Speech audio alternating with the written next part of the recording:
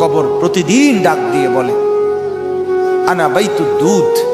প্রত্যেকের কবর প্রত্যেককে ডেকে বলে, ও আল্লাহর বান্দা, জানো আমি পোকামাকড়ের ঘর, পোকামাকড়ের ঘর।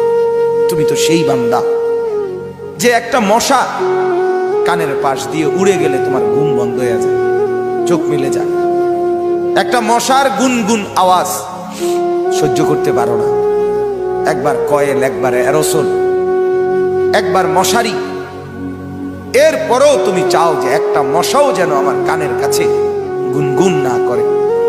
তো 5 ঘন্টার ঘুমের জন্য, 6 ঘন্টার ঘুমের জন্য বান্দা এই যত্ন নিলা, অনন্তকাল কিংবা বছরের পর বছর কবরের যে ঘুম দিবা, পড়ে থাকবা সেই ঘরে, পোকা মাকড়ের ঘর, সেই ঘরে তুমি ঘুমাইবা কেমনে, থাকবা? আমার বাপ, আমি থাকবো কিভাবে?